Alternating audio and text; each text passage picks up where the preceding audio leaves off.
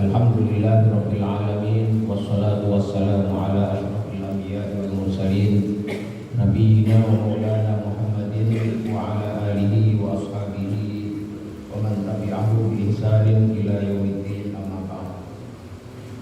Ma'asyiral muslimin yang dirahmati Allah Subhanahu wa taala, puji syukur kita panjatkan kehadirannya pada pagi hari ini. Kita masih diberikan kesempatan untuk bisa kembali menjalankan aktivitas harian kita, termasuk menjalankan sholat subuh secara berjamaah. Nah, pada pagi hari ini insya Allah kita akan melanjutkan ngaji hadis-hadis mengenai pengurusan jenazah atau kitabul janaiz yang ada di dalam kitab Bulughul Maram yang disusun oleh Ibnu Hajar Al-Asqalani rahimahullah. Pada pertemuan yang terakhir kita sudah membahas tentang hukum ziarah kubur bagi kaum perempuan. Sudah kita bahas yang terakhir mengenai hukum ziarah kubur bagi kaum perempuan. Nah, sekarang kita masuk ke hadis yang berikutnya, yaitu hadis yang ke-55 sampai ke hadis ke-58 yang memiliki tema yang sama. Kita bacakan hadis-hadisnya. An Abi Sa'id Al-Khudri radhiyallahu anhu, dari sahabat Abu Sa'id Al-Khudri radhiyallahu anhu qala, beliau mengatakan, la'ana Rasulullah sallallahu alaihi wasallam an-naihata wal mustami'ata. Bahwa Rasulullah sallallahu alaihi wasallam itu melaknat.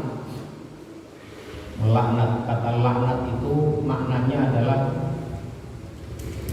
jauhnya seseorang dari rahmat Allah Subhanahu wa taala. Nah, la'ana Rasulullah sallallahu alaihi wasallam, bahwasanya Rasulullah SAW melaknat, itu artinya adalah beliau mendoakan orang yang dilaknat itu dijauhkan dari rahmat Allah Subhanahu wa taala. Siapa yang Rasulullah SAW laknat? An-naihata, perempuan yang meratapi kematian. Wal mustami'ata, dan perempuan yang mendengarkan ratapan-ratapan itu. Akhrajahu Abu Dawud. Hadis ini diriwayatkan oleh Imam Abu Dawud. Hadis yang berikutnya yang ke-56, wa an Ummi Athiyyah radhiyallahu anha, dan dari sahabiyah Ummu Athiyyah radhiyallahu anha. Qalat, beliau mengatakan, akhadha alaina Rasulullah sallallahu alaihi wasallam, bahwasanya Rasulullah sallallahu alaihi wasallam itu mengambil komitmen atau mengambil sumpah atas kami kaum perempuan, para sahabat perempuan yang di zaman itu, atas apa? Allah nanuha, yaitu agar kami berkomitmen atau berjanji untuk tidak meratap.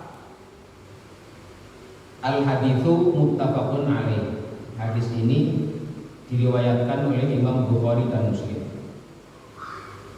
Hadis yang ke-57,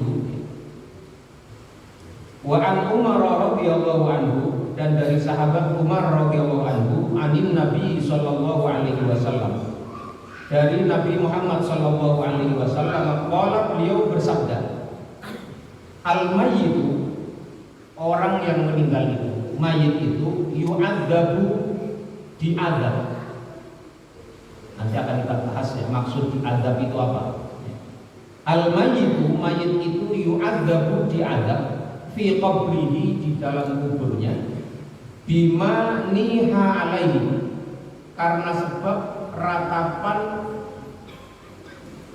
atasnya, atau karena sebab adanya ratapan orang yang masih hidup terhadapnya. Sekali lagi, mayit itu diadab karena diadab di kuburnya karena sebab atas ratapan yang dilakukan oleh orang yang masih hidup terhadapnya. Hadisnya muttafaqun alaih, diriwayatkan oleh Imam Bukhari dan Muslim juga.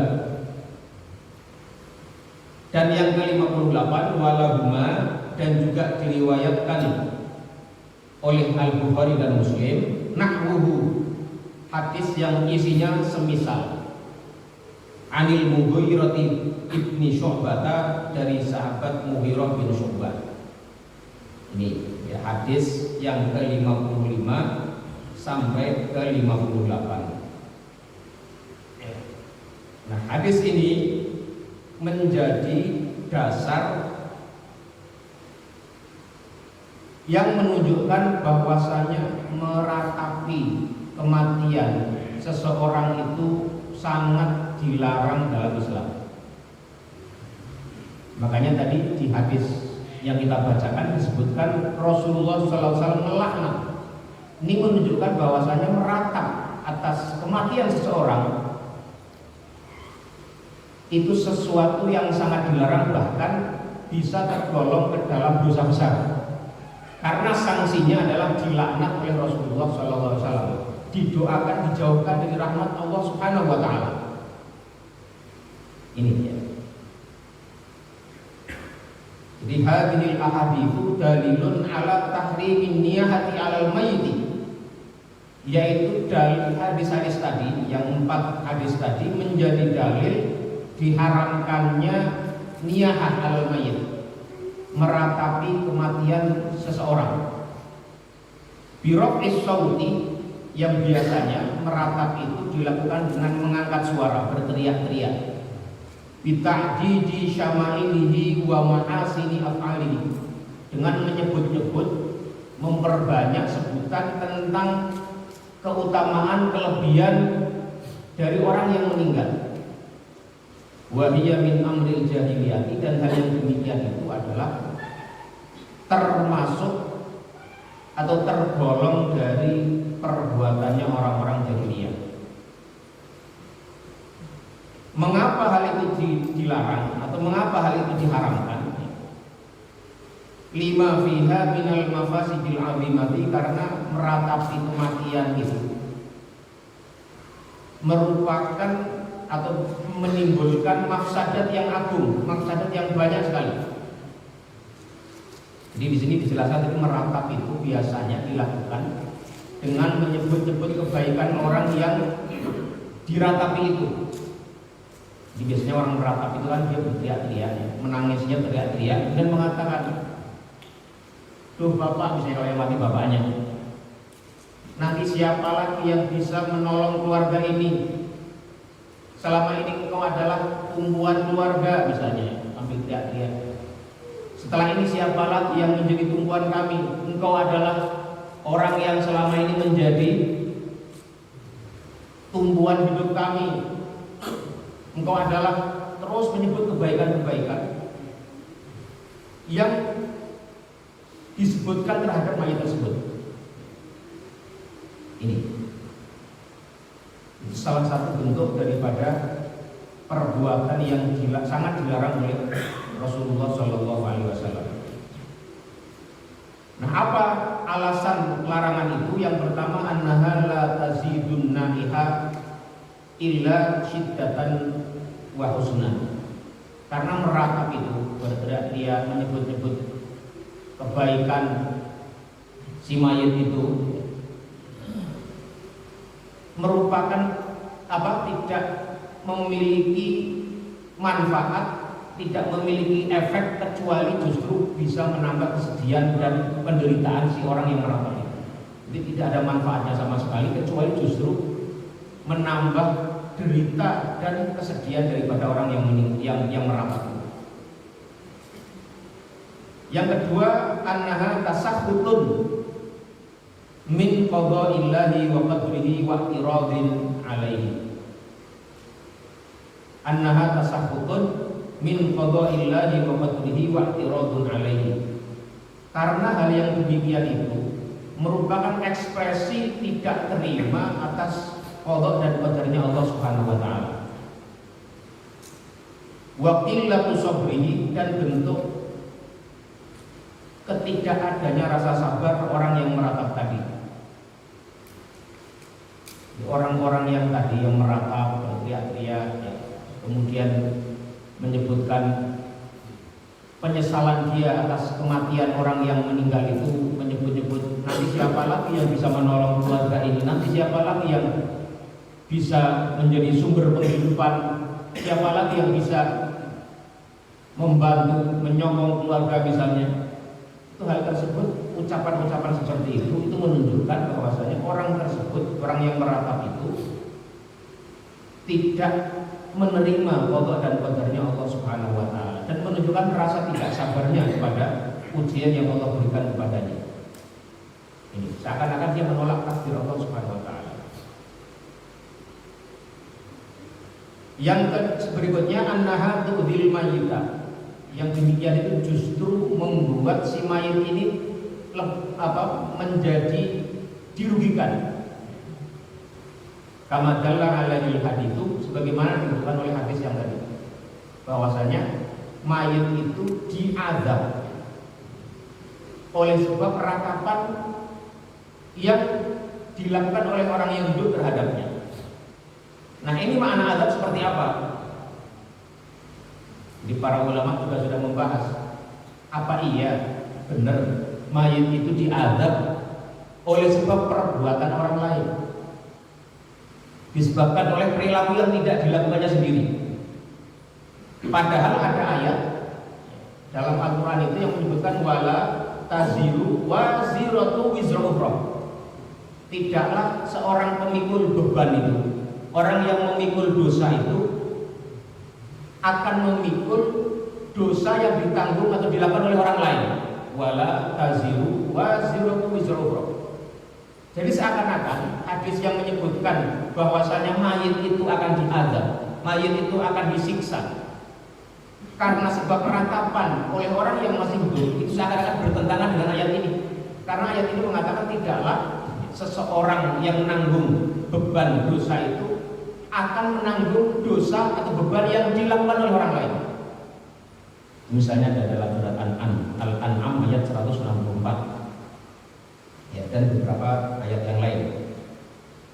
Nah, karena itu sebagian ulama, bahkan salah seorang sahabiah Aisyah itu menolak hadis tadi, riwayat hadis tadi bahwasanya seorang mayit itu akan diazab karena sebab ratapan dari orang yang hidup. Faminhum man antarul haditha. Maka sebagian di antara para ulama, bahkan diriwayatkan Aisyah radhiyallahu anha, itu beliau menolak riwayat yang menyebutkan bahwasanya Rasulullah itu mengatakan seperti itu. Karena apa? Bagi beliau itu bertentangan dengan ayat wala taziru waziratu wizra ukhra. Wa ghallata ruwata, dan beliau menyalahkan perawinya. Beliau mengatakan yang salah itu adalah perawinya. Maksud perkataan Nabi bukan seperti itu. Maka diriwayatkan juga dalam Sahih Bukhari dan Muslim bahwasanya Aisyah radhiyallahu anha itu beliau ketika mendengar adanya riwayat tadi bahwasanya seorang perempuan itu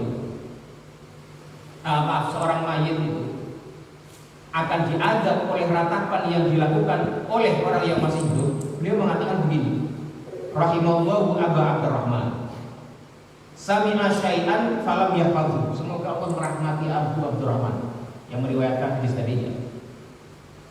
Sami'a syai'an falam yahfadhu. Dia ini mendengar sesuatu dari Rasulullah tapi tidak menghafalnya dengan baik, tidak mengingatnya dengan sempurna.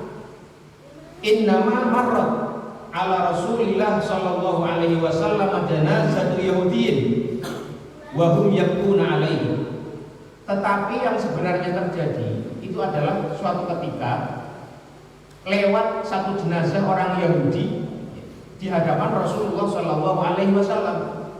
Wahum yaquna alaihi, dan mereka orang-orang Yahudi yang membawa jenazah mayitnya orang Yahudi tadi itu, mereka menangisi jenazah ini dan meratapinya. Faqala, maka Rasulullah SAW bersabda, antum tabkuna wa innahu la yu'adzab.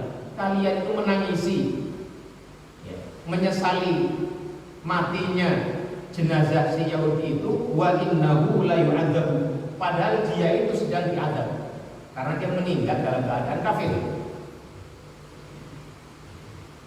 Aisyah radhiyallahu anha itu menolak riwayat tadi karena menurut beliau, sepemahaman beliau, hadis tadi bertentangan dengan ayat Al-Quran, dan juga menurut pendapat beliau yang terjadi bukan seperti itu.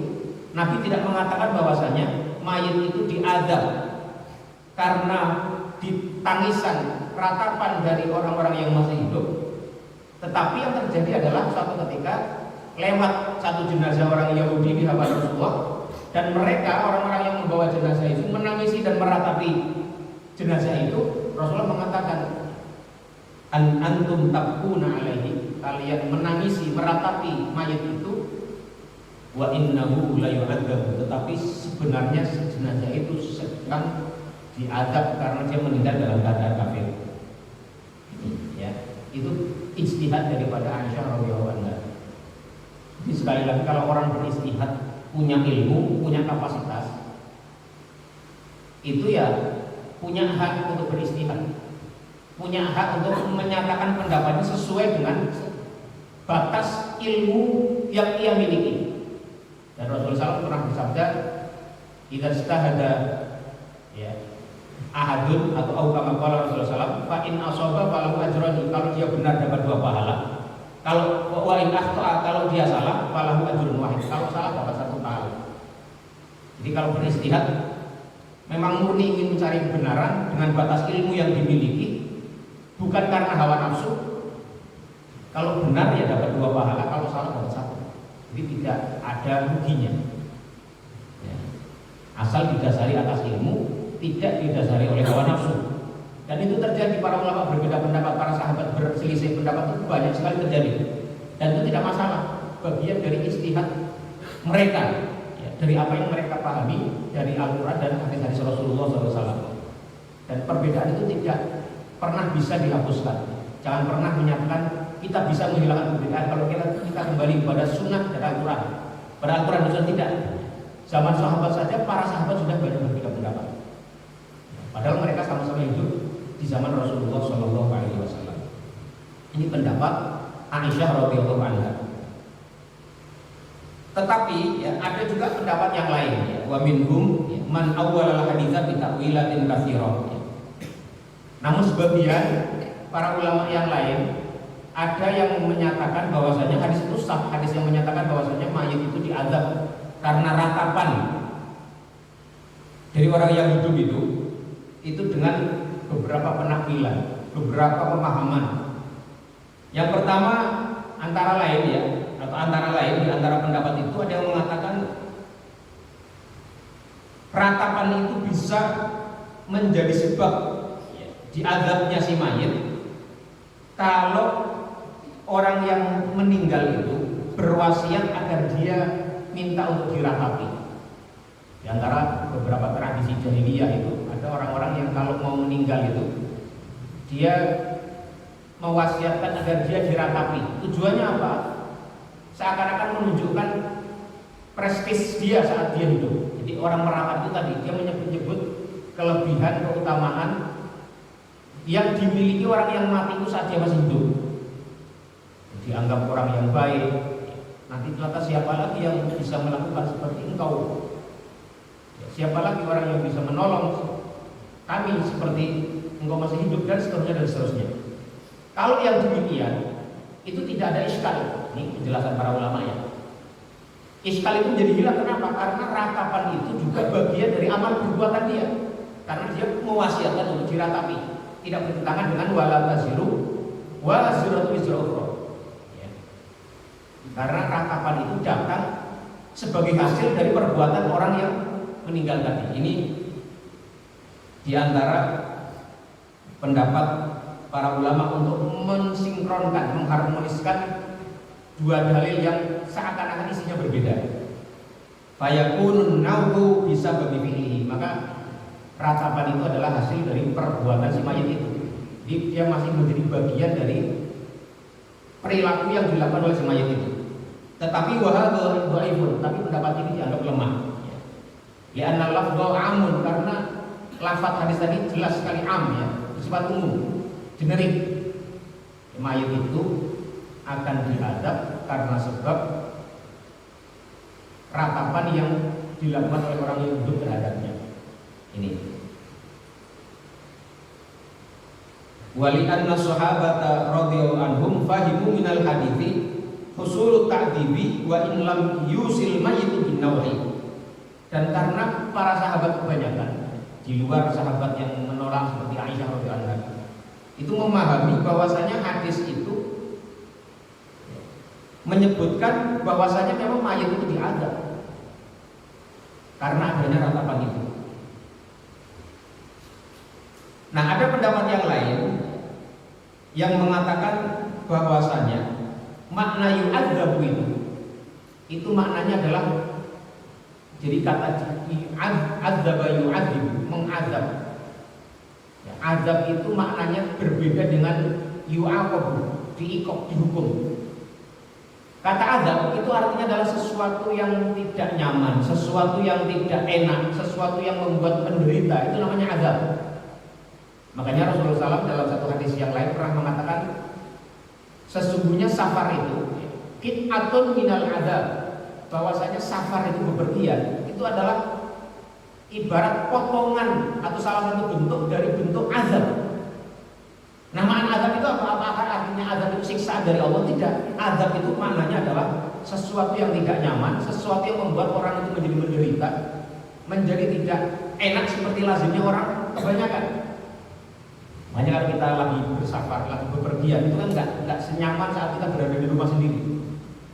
Mau buang hajat kita nggak enak, ya. Mau melakukan nggak enak apa semuanya. Mau mandi, mau bersih diri tidak senyaman waktu di rumah. Makanya kalau mengatakan safar itu qit'atun minal azab, adalah bagian bentuk daripada azab. Nah, azab di situ maknanya bukan siksaan, hukuman dari Allah terhadap hambanya atas satu dosa.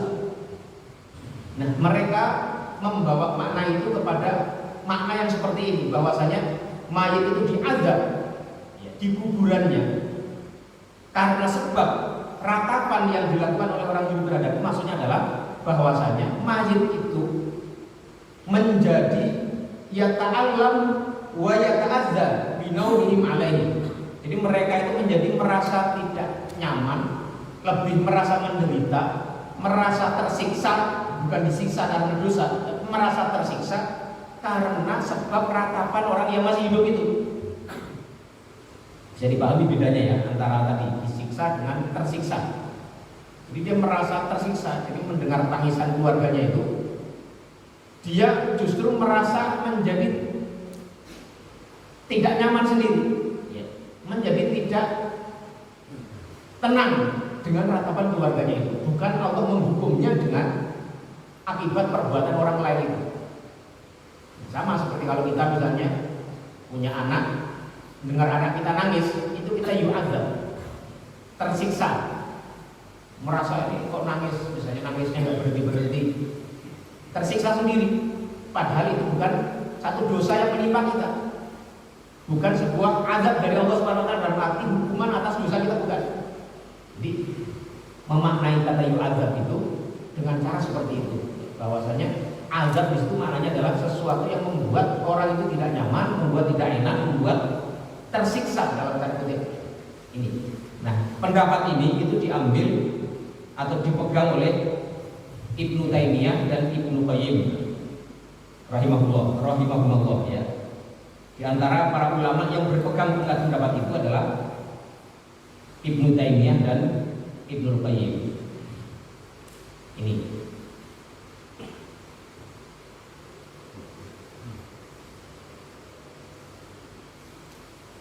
Ini ya. Nah, mereka juga berpendapat bahwasanya pendapat Aisyah radhiyallahu anha itu tidak dijadikan pegangan. Karena apa? Karena riwayat mengenai ratapan orang yang hidup, keluarga orang yang hidup terhadap orang yang terhadap yang meninggal itu membuat adanya siksaan itu yang ditolak oleh Aisyah itu tidak mereka jadikan pegangan. Karena apa? Karena riwayat itu tidak hanya diriwayatkan oleh satu sahabat saja. Yang tadi dikatakan oleh Aisyah, beliau mengatakan rahimahullah Aba Abdurrahman, semoga Allah merahmati Abu Abdurrahman, yaitu Ibnu Umar ya, yang meriwayatkan itu dari bapaknya Umar radhiyallahu anhu. Ternyata ada riwayat lain yang mendukung itu, yaitu diriwayatkan oleh misalnya Al-Mughirah bin Syu'bah tadi.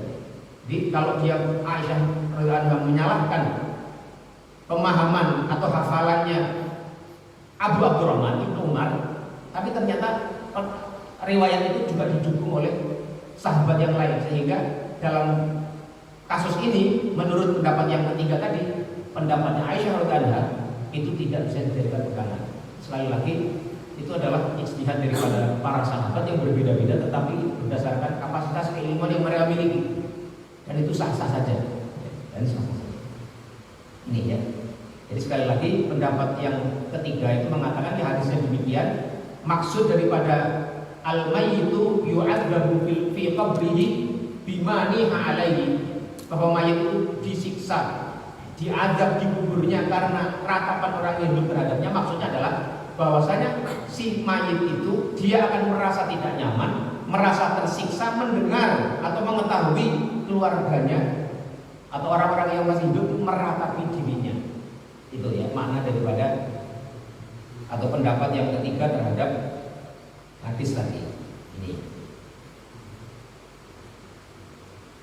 Ini.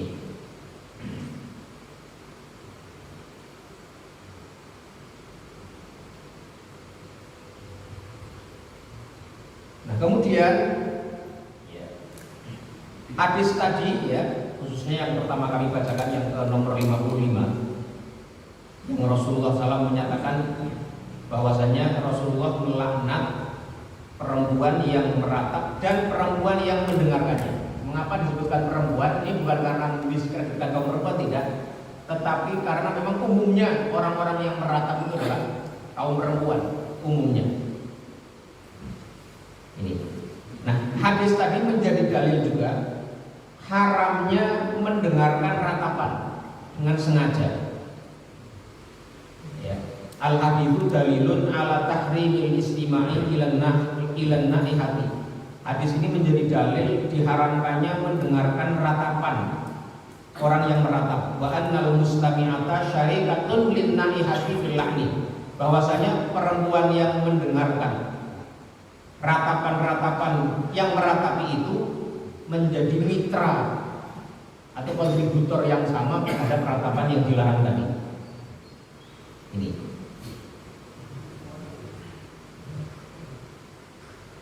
Dan ini hukum ini sebenarnya juga berlaku terhadap segala sesuatu maksiat apapun. Kalau orang berada di satu tempat, ada satu maksiat, kemudian dia tetap di situ, tidak mengingkarinya, maka dia mendapatkan dosa yang sama. Ada orang ghibah misalnya ya, yang banyak terjadi di antara kita ini, kadang kalau duduk misalnya, yang satu ada kita berlima, yang dua orang menghibah, kita diam aja di situ menikmati hibah itu, kita dapat dosa yang sama. Karena kita mendengarkan, menikmati orang menghibah orang lain, tidak mengingkarinya, tidak menghentikannya atau tidak pergi dari situ, itu hukumnya ya sama, dapat dosa yang sama sebagaimana orang yang melakukannya itu. Ini makanya Al-Qurtubi, Imam Al-Qurtubi, beliau mengatakan fadalla bihadza ala wujubi ijtinabi ashabil ma'asi idza dhahara minhum munkar. Adanya kewajiban untuk menjauhi orang-orang yang sedang bermaksiat ketika mereka melakukan sebuah kemungkaran. Li'anna man lam yajtanibhum faqad radiya fi'lahum. Kalau orang berada di satu tempat, ada orang melakukan maksiat di situ, tidak mengingkarinya, tidak menjauh dari tempat itu, maka dia seakan-akan ridho dengan apa yang mereka lakukan. Faqul man jalasa fi majlisi maksiatin, barang siapa duduk di satu majelis yang di situ ada maksiat, walam yungkir alaihi, sementara dia tidak mengingkari terhadap mereka, yakunu ma'ahum fil wizri sawa, maka dia mendapat dosa yang sama bersama orang-orang yang melakukannya tadi. Ini.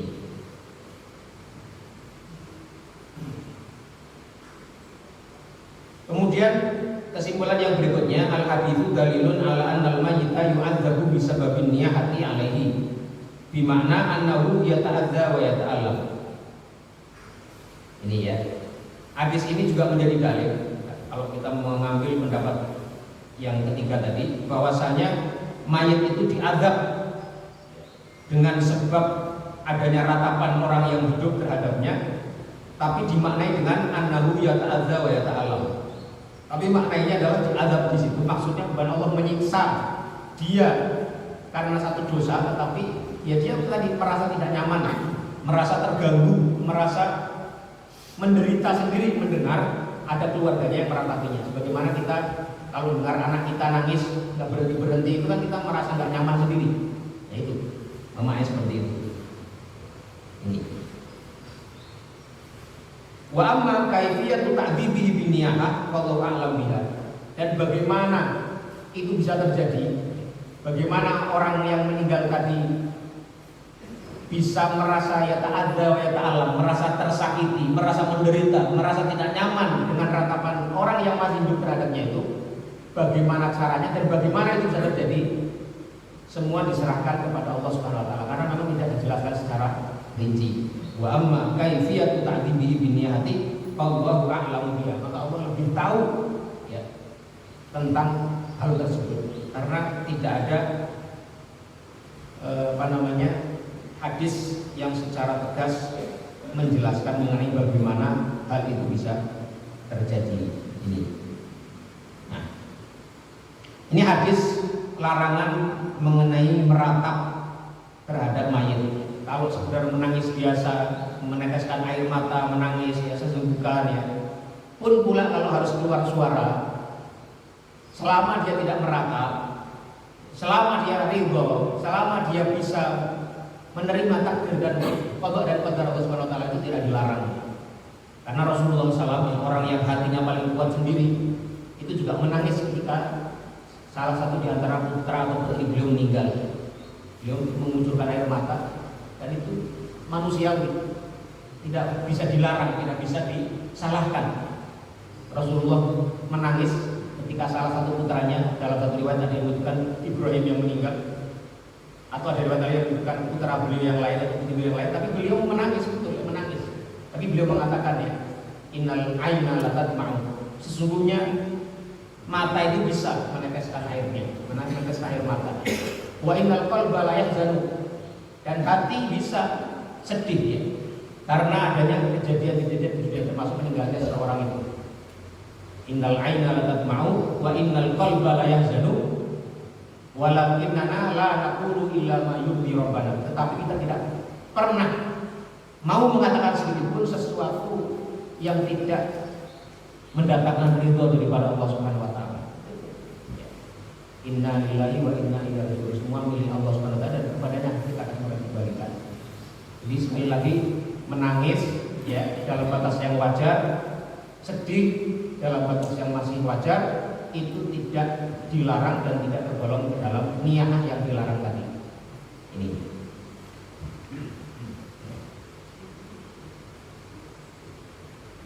Nah, hadis yang ke-59 itu memperkuat kesimpulan yang barusan terakhir kami sampaikan ya. An Anasin radhiyallahu anhu, dari sahabat Anas radhiyallahu anhu, qala, beliau mengatakan, syahidtu bintan lin Nabi sallallahu alaihi wasallam tudfan. Aku datang menyaksikan adanya salah seorang di antara putri Rasulullah SAW yang meninggal dan kemudian dimakamkan. Ini hadis ini yang berbeda dengan yang riwayat tentang Ibrahim yang meninggal tadi ya. Ibrahim ibnu Rasulullah SAW. Yang ini adalah salah satu putri Rasulullah yang meninggal. Kemudian ketika dimakamkan, ini Anas bin Malik radhiyallahu anhu itu menceritakan, aku ikut hadir, syahidtu bintan bin Nabi SAW tudfan. Aku ikut hadir ketika salah satu putri Rasulullah SAW meninggal dan dimakamkan. Wa Rasulullah sallallahu alaihi wasallam jalisun inggal qabri, dan Rasulullah SAW dimakamkan itu beliau duduk di samping kuburan itu. Fara'aitu ainaihi tadma'ani, dan aku melihat dua mata beliau mengalirkan air matanya. Al-hadithu ruwahul Bukhari. Hadis ini diriwayatkan oleh Imam Bukhari. Ini hadis ini menjadi dalil bolehnya menangis ketika ada orang meninggal. Ya, tidak dilarang. Orang menangis dari saja, tidak usah dilarang-larang. Paling ingatkan saja bahwa untuk tetap yakini bagian dari qada qadar Allah Subhanahu wa taala, bahwasanya semua itu menjadi ketentuan Allah, menasihati untuk bersabar. Dan kalau menangis biarkan saja, tidak perlu dilarang. Kalau di kampung saya itu dulu ada yang meyakini katanya kalau kita menangis terus air matanya menetes ke jenazah, dari si mayit itu akan membuat apa itu? Ya enggak, membuat disiksa atau apa gitulah. Jadi tidak boleh. Itu nggak ada dalilnya, Yang dilarang itu meratapi, sebagaimana sudah kita jelaskan di muka tadi. Ini ya. Al-haditsu dalilun ala jawazil bukai ala mayyit. Hadis ini menjadi dalil dibolehkannya menangisi mayit. Bisyarti alla yashab, dengan syarat tidak berteriak-teriak ya. Birafis sauti, dengan mengangkat suara, au syaqil juyubi, atau merobek-robek pakaian. Orang ada sampai meratapi sambil menarik-narik pakaian sendiri, merobek-robek, menjabat-jabat rambutnya sendiri ya. Au darbil hududi, atau memukuli pipinya ya. Wa nahwi dzalika, dan yang semisalnya mimma yadullu ala jazai wa sukhti wa adami bil qadari mimma huwa sani'u ahli jahiliyah. Yang demikian itu menunjukkan ketidakrelaan menghadapi qadar Allah ya. Dan juga itu adalah salah satu ekspresi daripada perilakunya orang-orang yang jahiliyah ini.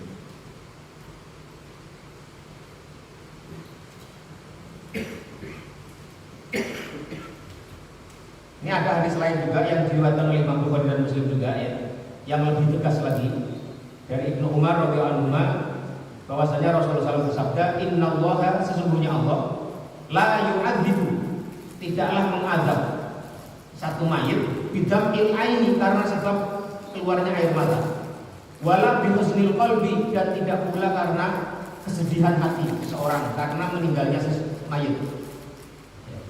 Walakin yu'adzibu bihada, tetapi Allah akan mengadab bihada, sambil menunjuk kepada lisannya, kepada lisan beliau. Walakinnahu awalaki yu'adzibu bihada, tapi Allah akan mengadab karena sebab ini. Rasulullah menunjukkan kepada lidah beliau. Wa asyara ila lisanihi aw yarham, atau Allah akan merahmati karena sebab lisannya seseorang.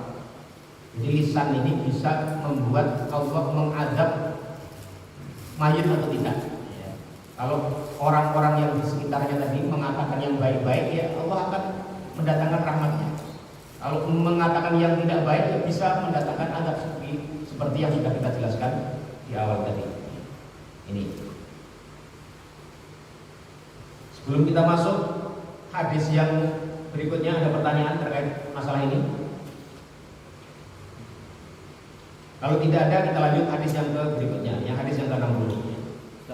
Ya, silakan. Ya, silakan. Ini bertanya, Pak. Yang pertama, hadis yang sebelumnya tadi yang tentang jazab, jika kita meratapi mayat atau jenazah, Ustaz, pendapat Ustaz kira-kira nilai yang mana? Satu. Yang kedua, ini pendapat Ustaz. Jadi kalau yang kedua ini, kan tadi ada 3 pendapat Ustaz ya. Kalau saya lihat berarti yang terakhir itu pendapatnya tadi yang diambil dari Ibnu Taimiyah, dan Ibnu Jauziyah tadi, berarti itu menguatkan dalil sebelumnya yang telah kita bahas pekan kemarin terakhir Ustaz, yang mengatakan bahwa jenazah itu berarti masih bisa mendengar, karena kan tadi indikasi bahwa mayat atau jenazah itu masih ada hubungan terkonek itu kan ada, dia merasa nggak enak, nggak nyaman, itu kan berarti ada indikasi dia masih bisa merasakan ya. itu berarti bisa menguatkan dalil yang kemarin bahwa jenazah atau mayat itu masih bisa mendengar atau merasakan orang-orang ketika mungkin kalau yang kemarin kita bahas itu adalah mengazani ya, memberikan mungkin pengajaran ya, itu Ustaz. Ya. Itu ya. Jadi terima kasih Pak Joko. Jadi pertama kalau mengenai mana pendapat yang lebih kuat ya Allah alam, tapi kalau saya lebih cenderung ke yang ketiga. Karena apa? Itu menggabungkan dua dalil yang seakan-akan bertentangan dan dua-duanya dipakai. Jadi memang metode pengambilan istinbat hukum kalau dalam teori usul fikih itu kalau ada dua dalil yang bertentangan, maka jalan pertama yang paling baik itu adalah untuk al-jam'u baina al-dalilaini al-muta'aribaini, menggabungkan dua dalil yang seakan-akan bertentangan. Dua-duanya dipakai kalau dua-duanya sah. Dua-duanya sah. Yang satu ayat Al-Qur'an, yang satu hadis sahih. Ya. Hadisnya ada dalam Sahih Bukhari. Artinya riwayatnya sah. Nah, itu digabungkan. Jadi pemaknaannya yang diambil, kesimpulannya yang diambil itu agar bisa mengharmoniskan dua dalil yang seakan-akan berbeda itu. Jadi wala taziru wazratun wizra ukhra, bahwasanya satu mayit atau satu orang itu tidak akan menanggung beban dosa orang lain. Itu ya ayat Al-Qur'an sah. Maknanya juga jelas. Kita harus ambil itu, harus kita yakini itu. Tetapi sabda Rasulullah SAW dalam hadis yang juga sahih bahwasanya mayit itu diadab di kuburnya atas sebab ratapan yang terjadi dengannya, itu juga kita pakai juga, sehingga maknanya azab itu yang perlu kita maknai dengan makna yang sesuai dengan dua dalil tadi. Itu tadi dia merasa tersiksa, sebagaimana tadi kalau saya analogikan dengan kita mendengar orang lain nangis di rumah, bayi menangis atau anak nangis, kita nggak nyaman sendiri. Padahal itu bukan siksaan buat kita, tapi kita tersiksa karena itu ya. Kemudian mengenai masalah mayit mendengar sesuatu yang masih terjadi di dunia ini, itu sudah kita jelaskan juga beberapa pendapat pandangan mengenai hal itu. Ya, kemarin sudah kita jelaskan juga di antara pendapat itu ada yang mengatakan ya, termasuk Ibnu Taimiyah sendiri beliau mengatakan bahwasanya mayit bisa mendengar tapi untuk kasus-kasus tertentu yang ada dalilnya. Sementara kalau talqin itu tidak ada dalil yang sahih menurut beliau ya, sehingga tidak bisa dijadikan pegangan bahwasanya kita dianjurkan untuk bertalqin. Kenapa? Karena itu juga bertentangan dengan ayat wa ma anta bimusmi'in man fil kubur. Dan kamu wahai Nabi Muhammad tidak bisa menjadikan orang yang mati di dalam kubur itu mendengar. Menurut kamu fasir bimusmi'in ayat membuat dia itu mendengar dan mengambil manfaat dari orang mendengarnya. Jadi umpama pun mendengar itu tidak bisa mengambil manfaatnya. Jadi perdebatannya cukup panjang, sudah kita bahas kemarin ya. Jadi mungkin tidak perlu kita ulang lagi. Tapi intinya adalah dalam khazanah ya, literatur para ulama kita sudah dijelaskan mengenai mayit itu bisa mendengar apa-apa yang dikatakan orang itu atau tidak. Itu dalam beberapa pendapat. Yang pertama tadi yang sama sekali tidak bisa mendengar. Mereka menolak mendengar itu hanya mendengar sebatas mendengar yang tidak ada manfaatnya saja. Mendengar saja. Kayak kemarin mendengar derap langkah apa itu? Kaki atau sandal-sandal orang yang menguburkannya. Ada yang berpendapat yang kedua mengatakan bisa mendengar secara mutlak. Jadi kalau sandal bisa didengar, kemudian nanti bab tentang ketika orang masuk kubur kan ada salam juga, itu dianggap juga bisa mendengar juga. Itu mereka mengatakan mendengar secara mutlak. Makanya mereka juga menganjurkan adanya talqin itu, karena itu menurut mereka bermanfaat untuk si mayit. Karena mereka mendengar talqin daripada orang yang hidup, itu dikatakan bisa memberikan manfaat kepada orang yang mati. Itu ada pendapat yang kedua. Ada yang ketiga, itu tadi yang mendengar tapi hanya dalam batas apa yang disebutkan oleh dalil. Kalau tidak ada dalilnya, maka tidak bisa dikatakan bisa mendengar. Contoh tadi masalah talqin itu tidak ada dalilnya memang. Dalil yang sahih, yang tegas jelas bahwa Nabi mentalqin orang yang mati, yang sahih itu tidak ada. Karena itu mereka tidak membawanya kepada bahwa hal itu dianjurkan. Tetapi kalau orang yang kelompok kedua yang mengatakan si mayit itu bisa mendengar, mereka mengatakan itu bisa mengambil manfaat dari talqin orang yang masih hidup. Jadi perbedaan itu ya seperti itulah ya. Monggo kita mau meyakini yang mana? Ya. Itu wallahu a'lam bishawab. Jelas ya? Atau ada yang masih kurang jelas? Ya berarti kan sama-sama mendengar itu kan berarti dari lisan Ustaz ya. Ketika orang itu meratap kan berarti dia mendengar, merasakan kan berarti dia mendengar kan. Sama ketika halnya tadi dia mendapatkan mudarat dari ratapan, berarti bisa juga dia mendapatkan manfaat dari ucapan juga kan. Ucapan itu kan juga apakah bisa dikiaskan Ustaz? Misalkan ketika dia mendapatkan ratapan, dia mendapatkan azab atau merasa tidak nyaman dan sebagainya seperti yang tadi dijelaskan, ataukah dia bisa juga mendapatkan manfaat ketika ada orang yang mengucapkan atau melihatkan yang baik-baik Ustaz? Ya, berarti cara pandangnya Pak Joko itu sama dengan cara pandangnya kelompok yang kedua, yang menyatakan kalau memang riwayat-riwayat sahih itu menunjukkan dia bisa mendengar suara sandal orang yang meninggalkan, dia bisa mendengarkan salamnya orang yang datang kuburan, assalamualaikum ya ahla diyar, maka dia bisa mendengar secara mutlak. Maka dari itu mereka berpandangan menganjurkan talqin itu dapat dilakukan dan bermanfaat bagi semayit. Itu berarti cara pandangnya Pak Joko. Tidak masalah, itu salah satu pandangan tadi. Tapi ada pandangan yang ketiga tadi yang mengatakan mendengarnya itu kan ketika ada ratapan dia mendengar. Itu ada dalilnya sahih. Yang tadi innal mayyita la yu'adzabu bi ghairi bimani alaihi, itu sahih. Enggak ada masalah. Mayat bisa mendengar gerak kaki langkah orang-orang yang habis mengantarkannya, itu sahih juga, sah juga, dia mendengar itu, nggak masalah, itu sahih. Tetapi tidak ada dalil yang sahih, yang sore, yang menyatakan itu tadi. Jadi kalau Pak Joko ngikut yang kedua ya nggak masalah, itu maksud saya. Kita tidak bisa memaksakan ya, pendapat kita kepada orang yang tidak mengambil itu. Saya nggak memaksakan Ustaz, ya ini sih diskusi aja ya. Iya.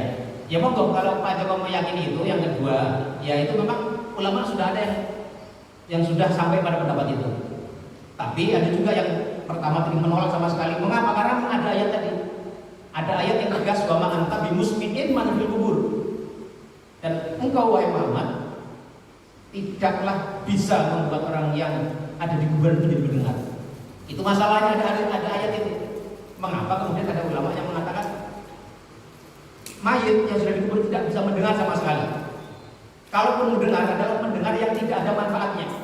Karena memang salah satu tafsiran daripada wama anta bimusmi'in itu adalah itu ibarat seperti orang hidup, yang orang kafir kalau hidup dia bisa mendengar nasihat, bisa mendengar dakwahnya Rasulullah, tapi sama sekali dia tidak bisa mengambil manfaat, tidak mengimani, tidak membuat dia jadi beriman kepada Allah dan Rasulnya. Mendengar secara fisik ya, tapi tidak bisa mengambil manfaat dari pendengaran terhadap dakwah itu. Jadi umpama pun dia mendengar tadi, itu pendengaran yang sifatnya tidak memberikan manfaat kepada dia. Umpama ditalqin nih, menurut pendapat di antara pendapat yang pertama tadi, kalaupun dia mendengar, itu menurut pendapat mereka mendengar yang tidak ada gunanya. Kalau tidak ada gunanya buat apa ditalqin? Toh juga tidak ada dasarnya. Itu loh. Jadi itu pendapat-pendapat di antara para ulama mengenai apakah mayit sudah mendengar dari yang hidup, dan apakah mereka ada pendapat mereka tentang hukum talqin, mentalqin mayit itu seperti apa. Itu dalam tiga pendapat tadi. Wallahu a'lam bishawab. Ya. Itu kita menjelaskan itu agar kita bisa saling mengerti. Kalau si fulan mengambil pendapat ini, itu apa argumentasinya? Yang ini apa argumentasinya gitu. Jadi kita mau milih ya monggo yang menurut kita paling kuat ya. Kalau saya mengatakan ini paling kuat, ya banyak ulama yang mengatakan yang kuat ini ya. Jadi itulah kita beragama seperti itu ya. Tidak, kita yang masing-masing orang itu akan mempertanggungjawabkan pilihannya di hadapan Allah Subhanahu wa taala. Kalau dia memilih dengan memang tujuan mencari yang benar, tulus murni mencari yang benar, terus ternyata yang dia pilih salah, itu insya Allah ya sesuai sabda Nabi itu dia dapat satu pahala minimal. Yang nggak boleh itu adalah kalau orang mengambil pendapat dengan hawa nafsunya, mengambil pendapat hanya karena dia menuruti keinginan hawa nafsunya saja. Nah itu yang berbahaya. Pasti tidak berdosa kalau yang seperti itu. Ya, ini Allah alam bisawab. Jelas ya? Ya, selanjutnya. An Jabirin radhiyallahu anhu, dari sahabat Jabir radhiyallahu anhu. Anna Nabi sallallahu alaihi wasallam qala, bahwasanya Nabi sallallahu alaihi wasallam bersabda, la tadfinu mautakum billaili. Janganlah kalian mengubur atau memakamkan orang-orang yang mati di antara kalian billaili pada waktu malam. Illa an tudarru, kecuali dalam keadaan terpaksa. Akhrajahu Ibnu Majah. Hadis ini diriwayatkan oleh Imam Ibnu Majah. Wa asluhu bi Muslimin, dan asalnya adalah Muslim, lakin qala zajara an yubara ar-rajulu bil-laili hatta yusalla alaihi. Tetapi dengan lafaz, dengan redaksi Rasulullah SAW melarang ya seseorang atau mayit yang meninggal itu dikuburkan pada malam hari hatta yusalla alaihi, sampai dia itu benar-benar disolatkan. Ini ya, ada hadis yang menjelaskan tentang hukum memakamkan jenazah di malam hari. Yang satu hadisnya itu menyatakan larangan itu umum. Janganlah kalian memakamkan jenazah atau memakamkan mayit itu di malam hari kecuali dalam keadaan terpaksa. Tetapi ada hadis lain bahwasanya larangan itu, pelarangan menguburkan atau memakamkan jenazah di malam hari hatta yusalla alaihi, sampai jenazah itu disolatkan. Ini, nah kita akan lihat bagaimana para ulama memahami dan menyimpulkan kesimpulan hukum dari hadis-hadis tadi. Nah, al haditsu dalilun ala nahyi an dafnil mayyiti fil laili. Hadis ini menjadi dalil bahwasanya adanya larangan memakamkan mayit pada waktu malam.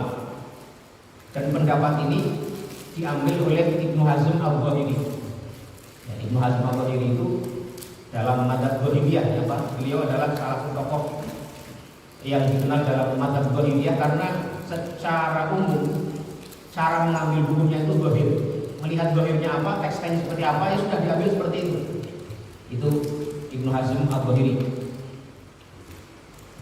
Wa rawa karahat dafni lailan an Sa'id Ibni al-Musayyib. Dan Ibnu Hazm juga meriwayatkan tidak disukainya memakamkan jenazah pada malam hari itu dari salah seorang tabi'in yang bernama Sa'id bin Musayyib, seorang tabi'in besar ya. Di antara ulamanya para tabi'in itu adalah Sa'id bin Musayyib. Beliau berpendapat makruh ya, atau tidak disukai memakamkan jenazah pada waktu malam. Wa ajaba bi anna man tufina lailan kana li daruratin. Beliau menjawab atau memberikan penjelasan kalau ada riwayat jenazah itu dimakamkan pada malam hari itu karena adanya kedaruratan atau situasi yang darurat. Ini. Nah, tetapi ada pendapat yang berikutnya, pendapat yang kedua yang mengatakan annahu yajuzu ad-dafnu lailan wala karahata fihi. Tetapi ada yang mengatakan bahwasanya memakamkan jenazah di malam hari itu mutlak boleh. Wala karahata alaihi, dan tidak ada kemakruhan ya, di dalamnya, tidak atau bukan tidak disukai. Jadi benar-benar boleh. Kalau memang diputuskan, dipandang kemaslahatan bahwasanya satu jenazah mau dimakamkan malam hari, itu menurut pendapat yang kedua ini itu nggak apa-apa, mutlak boleh-boleh saja. Wa hadza qaulul jumhuri min ahli ilmi, dan ini adalah pendapatnya jumhur para ulama. Loh, lantas jumhur bertentangan dong dengan hadis? Tidak, ya. Nanti ada dalilnya mereka. Ya, ini. Li hadithi Ibni Abbas radhiyallahu anhu atau radhiyallahu anhu, maaf ya. Karena mereka berpegangan kepada hadis dari Ibnu Abbas radhiyallahu anhu. Fi qissatir rajuli alladzi tufina fil lail. Tentang kisahnya seorang laki-laki yang meninggal yang kemudian dimakamkan pada malam hari. Ini jadi apa namanya? Tadi jumhur berpendapat, loh kan hadisnya jelas tadi Rasulullah melarang pemakaman dilakukan pada malam hari. Lah kok ini jumhur berpendapat boleh? Apa mereka berpendapat bertentangan, berpendapat yang melawan sabda Rasul? Enggak. Ini ada hadis lain yang bertentangan yang dijadikan dalil mereka. Ya, ada sebuah kisah, ya, ada seorang laki-laki yang meninggal dufina fil laili, yang alladzi dufina fil laili, yang kemudian dimakamkan pada malam hari. Faqala an-nabi sallallahu alaihi wasallam, afala adzantumuni. Kemudian Rasulullah SAW mengatakan, afala adzantumuni, mengapa kalian tidak mengabarkan kepadaku? Jadi Rasulullah SAW itu ceritanya beliau seperti kelewatan, ya, tidak ikut pemakaman itu, karena pemakaman itu dilakukan pada malam hari. Rasulullah mengatakan, afala adzantumuni, mengapa kalian tidak menghabarkannya kepadaku? Di hadis itu, ini hadisnya riwayat Bukhari dan Muslim juga, hadis sahih juga. Ya. Dalam hadis ini Rasulullah SAW mengatakan, mengapa kalian tidak menghabarkan kepadaku? Walam yungkir alaihim an-nabi sallallahu alaihi wasallam, dan Nabi tidak mengingkari mengenai dilakukannya pemakaman sahabat yang meninggal tadi pada malam itu, tetapi hanya mengatakan, mengapa kalian tidak menghabarinya kepadaku? Ini. Kemudian jumhur juga berpendapat dengan hadis yang lain. Wa mimma yu'ayyidu dzalika, dan di antara riwayat juga yang memperkuat pendapat jumhur itu, bahwasanya memakamkan jenazah pada malam hari itu tidak dilarang. Itu ada hadis dari Aisyah radhiyallahu anha, wa fihi, yang di dalamnya disebutkan wa dufina Abu Bakrin qabla subhi, dan Abu Bakar radhiyallahu anhu ketika beliau meninggal itu beliau dimakamkan sebelum subuh, bahkan di dini hari, malam hari itu sebelum subuh. Ini juga ada dalam Sahih Bukhari. Jadi Abu Bakar itu kan yang memakamkan pasti juga para sahabat yang masih hidup, dan para sahabat ketika memakamkan Abu Bakar itu dilakukan pada malam hari menjelang subuh. Ya, wa dufina Abu Bakrin qabla subhi, dan Abu Bakar dimakamkan sebelum subuh. Ini. Ya, jadi hadis-hadis itu kelihatannya bertentangan, tetapi ya itu tadi. Kemudian istinbat hukumnya, pengambilan hukumnya bisa berbeda-beda. Ada yang mengambil hukum yang tadi, yang larangan secara mutlak tidak boleh pemakaman dilakukan malam hari kecuali terpaksa. Atau jumhur mengatakan boleh karena dalilnya juga ada. Nah, mereka memahami larangan tadi itu dengan sebab ini ya. Wa amma hadits muslimin ya. Fa fihi dzikru sababin nahi. Karena hadis yang diriwayatkan oleh Imam Muslim yang mengatakan Nabi melarang seorang itu dikuburkan pada malam hari hatta yusol alaihi, itu alasannya adalah sampai dia disolatkan. Itu artinya apa? Artinya adalah dianjurkannya memakamkan jenazah tidak di malam hari itu agar bisa disolati oleh jemaah yang lebih banyak lagi. Jadi kalau prosesnya di luar malam hari, saya meninggal sore habis asar, kemudian diproses, dimandikan, selesainya malam habis maghrib. Lantas bagaimana? Apakah dikuburkan malam itu juga atau tidak? Ini pilihan. Kalau ingin mengikuti hadis agar kita mempercepat memproses jenazah, boleh dimakamkan malam hari. Tadi mengikuti pendapat jumhur. Asal tetap sudah disolati, ya, sudah cukup waktu lah untuk proses secara sempurna, bukan karena buru-buru atau hal yang lainnya. Atau boleh menunggu besok paginya misalnya, karena dengan tujuan agar bisa lebih banyak orang yang mensolatinya. Jadi berapa lama jenazah itu boleh berdiam atau disemayamkan di rumah gitu ya, itu tidak ada ukuran pastinya. Nabi Muhammad sendiri, beliau dulu lebih dari 2 hari 2 malam, ada menyebutkan sampai 3 hari 3 malam ya, karena menunggu proses yang juga pelik ya, mengenai kepemimpinan setelah Rasulullah. Para sahabat sibuk untuk membicarakan sebelum Rasul dimakamkan harus sudah ada khalifah yang diangkat sebagai pengganti Rasulullah. Tapi jenazah seorang Rasul itu tidak akan bau, tidak akan rusak.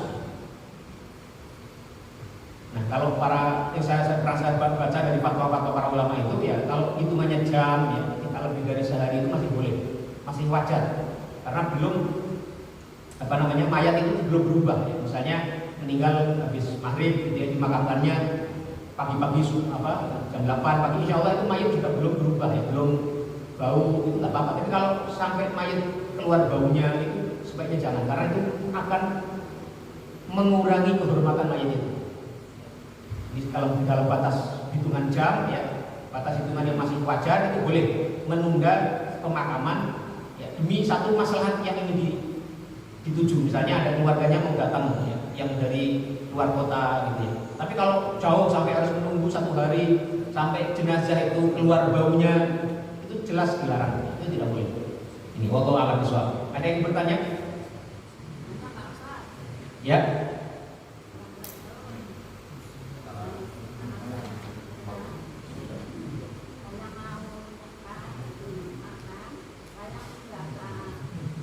Boleh dengan mic-nya Bu.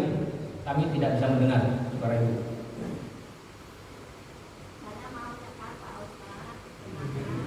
Bisa dibantu nggak itu adanya mic-nya? Sudah ada mic-nya. Ya, udah. Ya, Udah. Ya silakan Bu. Mic-nya Bu.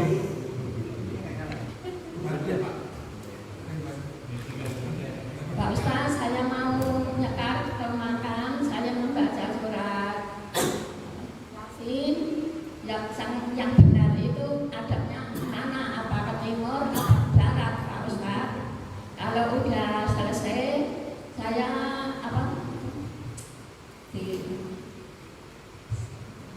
diususkan. Kalau udah saya nyetor tengah boleh apa enggak? Kalau ada orang ada yang nyetor enggak boleh, ada yang enggak. Gimana Pak Ustaz? Membaca surat Yasin. Ya, Menghadap ke mana? Oh, jadi Ibu berziarah ke makam. Terus Ibu baca Yasin. Menghadapnya ke timur apa ke barat? Ya, yang benar itu gimana? Menghadap kemana? Oh ya. Ada Bu. Yang kedua Ya, tadi kalau udah Oh, selesai memegang bisa. Ya. Ya. itu boleh apa enggak? Ya.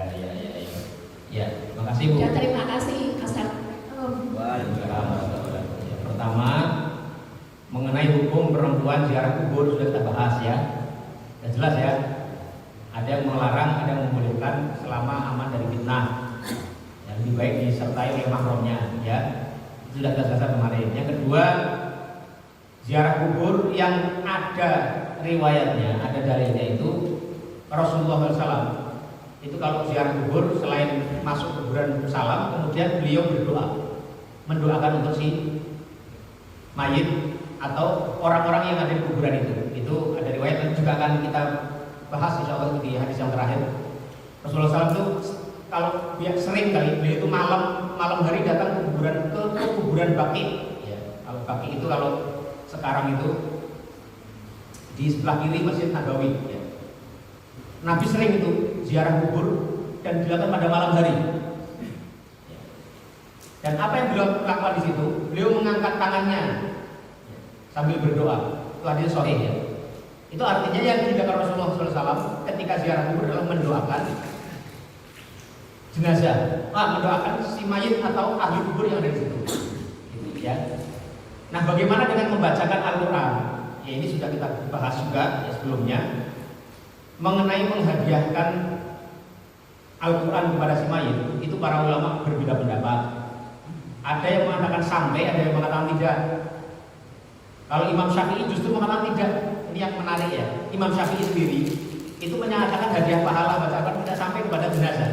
Tapi ini Imam Ahmad itu justru menyatakan sampai. Ya. Ini yang menarik. Dan para ulama kebanyakan di Indonesia menyatakan sampai. Ya. Memang meskipun Imam Syafi'i berpendapat tidak sampai, banyak di antara ulama Syafi'i ya pengikut beliau yang menyatakan sampai. Jadi kalau kita mengambil pendapat ini, maka membacakan Al-Quran yang kemudian hadiah pahalanya dikirimkan ke mayit itu sampai. Kalau kita menggunakan atau mengambil pendapat ini, itu artinya bab membacakan Al-Quran untuk jenazah itu bagian dari doa ya. Dia mendoakan mayit dan menghadiahkan pahala itu untuk si mayit itu boleh menurut pendapat yang ini ya, yang kedua tadi ya. Jadi apa yang dilakukan itu masih bisa dibenarkan menggunakan pendapat yang kedua. Meskipun tadi kalau mau melihat sumber-sumber riwayatnya itu Nabi tidak membacakan Al-Quran tapi hanya mendoakan. Monggo ini kita buka ininya perspektifnya ya. Itu yang kedua. Lantas setelah waktu membaca Al-Quran atau berdoa itu menghadap kemana? Itu tidak ada dalil khusus yang mengatur kita harus menghadap kemana. Mau menghadap kiblat, menghadap ke utara, menghadap ke selatan, tidak ada dalilnya.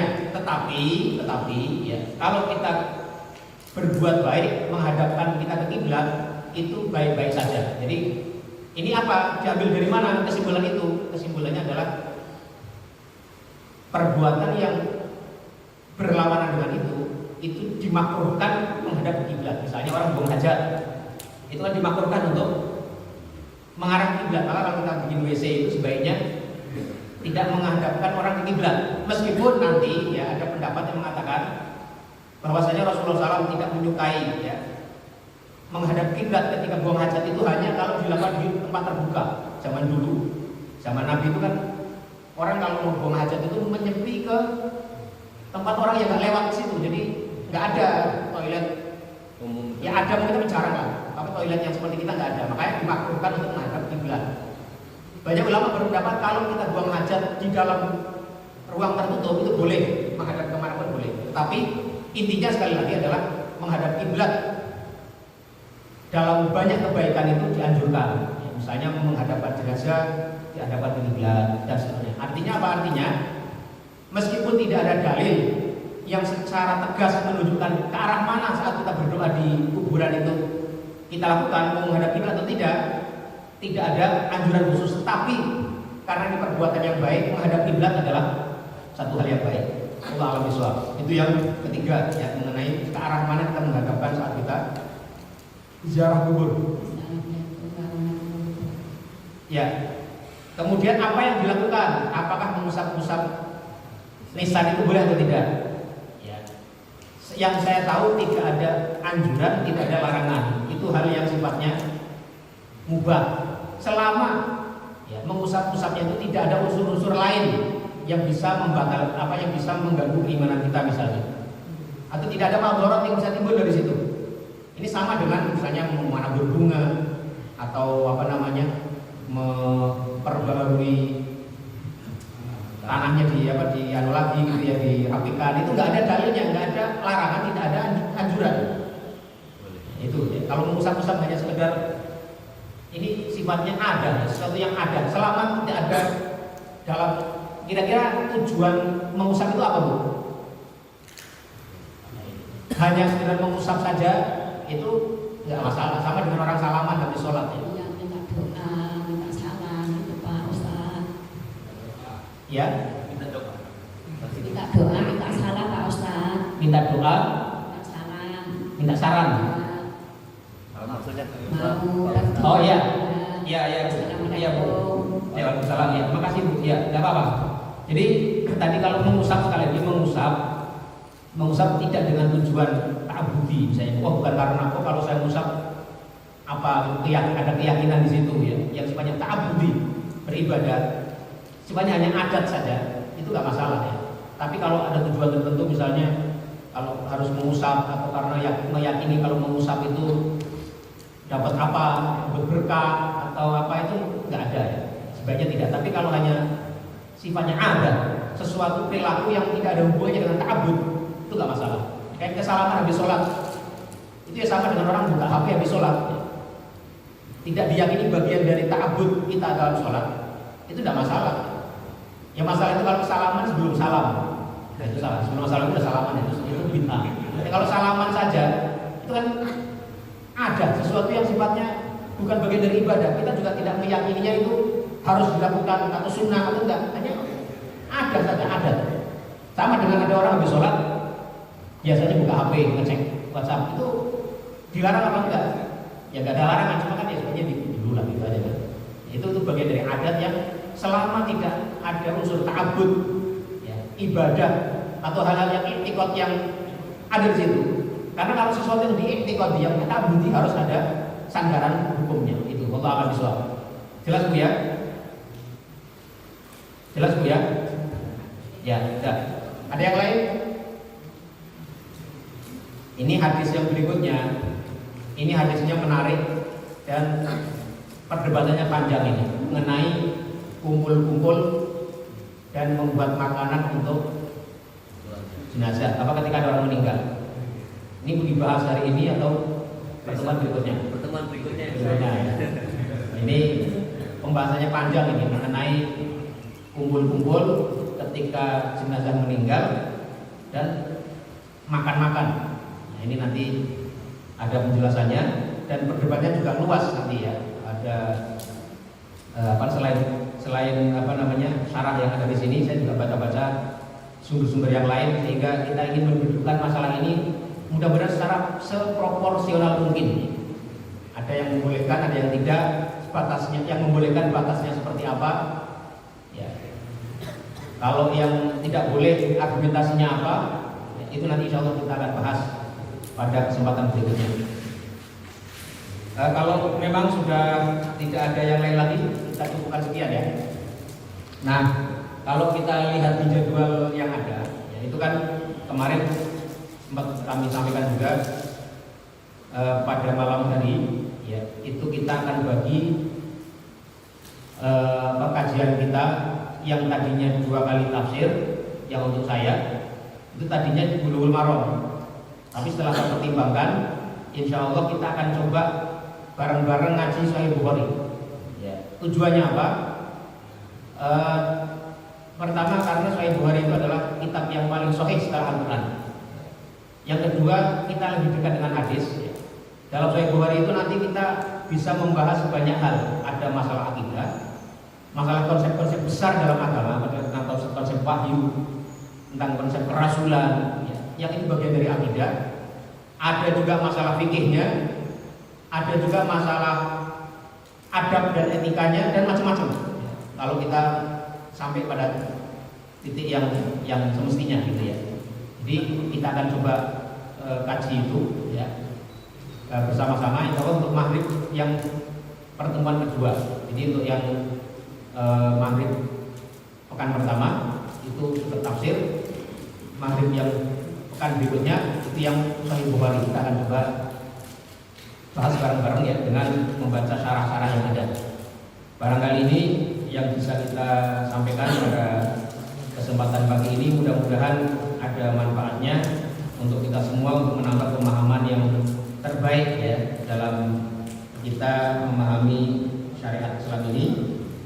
Yang benar semua dari Allah Subhanahu wa taala, sementara yang salah adalah karena kebodohan saya sendiri. Subhanallahumma wa bihamdika asyhadu an la ilaha illa anta astaghfiruka wa atubu ilaik. Wassalamualaikum warahmatullahi wabarakatuh.